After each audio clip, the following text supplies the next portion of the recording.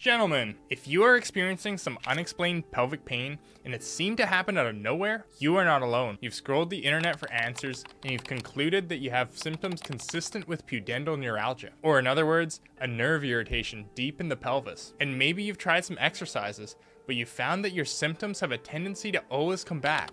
So naturally, you want some answers. Today, I want to give you my clinical perspective as a men's pelvic floor physiotherapist on pudendal neuralgia, and I'll give you a hint. To properly address this issue, we have to be so meticulous and look at every area where the pudendal nerve travels, from your low back all the way to your genitals, and we need to make sure the nerve is traveling well through all the spaces. Quick anatomy lesson. The pudendal nerve emerges through the S2, 3, and 4 roots of the sacral plexus, right below where the low back vertebrae is. From there, it travels through a number of ligamentous and muscular passages and then reaches towards a connective tissue tunnel known as the Alcock's canal. Here, the pudendal nerve travels along the surface of the obturator internus muscle, and from there, it exits and divides into 3 separate nerve branches: the dorsal nerve to the penis, the deep perineal nerve, and the inferior rectal nerve. As you can see, the nerve travels through several tight areas, and this is why it's so involved in chronic pelvic pain, and it's especially important for sensation and function of the pelvic floor muscles, genitals, and anus. Quite simply, a neuralgia is described as a sharp, shocking, or burning pain that follows the path of irritated or damaged nerves. And when we talk about nerve compression at the pelvic floor, we often refer to it as pudendal neuralgia. So from the perspective of a men's pelvic floor physio, let's evaluate the 3 main regions along that pudendal nerve pathway where the men in my clinic are most affected. Number 1, the low back. If the paraspinal muscles become tight or compressed, they can indirectly place stress on the sacral plexus, leading to pelvic floor tension that irritates or compresses the pudendal nerve. These are the muscles that insert towards the bottom of the low back, and a simple clinical test is lumbar spine range of motion. So if you feel kind of tight when you bend over and touch your toes, or if you bend backwards into spine extension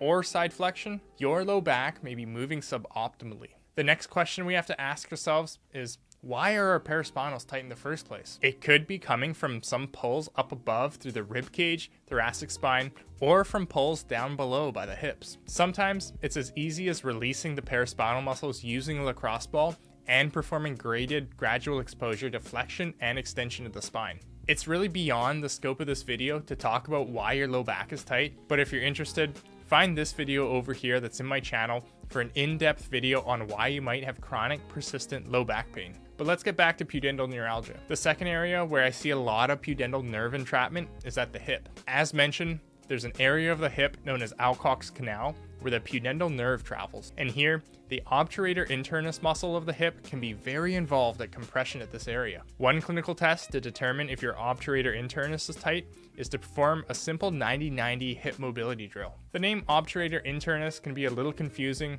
as the action of the obturator internus is to actually externally rotate the hip, thereby shortening it. So when we move the thigh bone into internal rotation, we are effectively stretching and lengthening this muscle. So if moving into this internal rotation position feels compressed, achy, or mildly unpleasant, this is an area we can work on by releasing the hip with a lacrosse ball. Stay on some tense spots for a few minutes at a time, a few times throughout the day. Then, perform that same 90-90 hip stretch and perform for a 30-second hold. Then, I want you to tell me if you feel like you're able to get more hip rotation in that 90-90 position if you use the lacrosse ball first. Let me know in the comments. And the third area of major compression is at the genitals and perineum.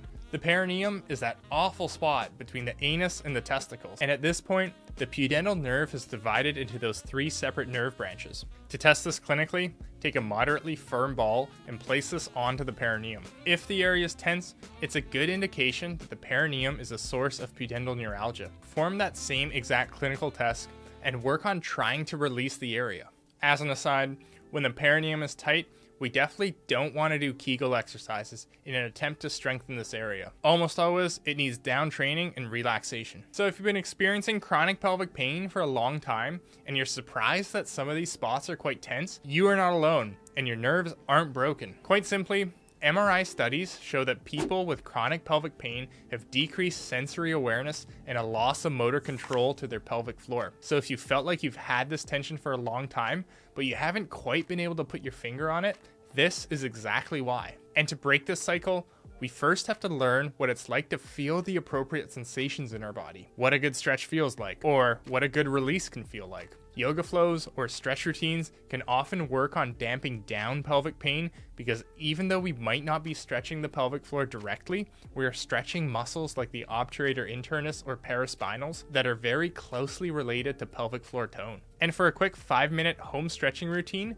check out this video I made a while ago to help you get one step closer to getting out of pelvic pain. And if you like my content, please hit that like and subscribe button because you're not the only one living with pelvic pain, and by leaving a comment, you are doing your part to help other men see the information they need to improve their quality of life. Also, if you've been living with chronic pelvic pain for a long time, let me know in the comments down below, as I try to read every single comment and do my best to provide good education. Thanks for watching.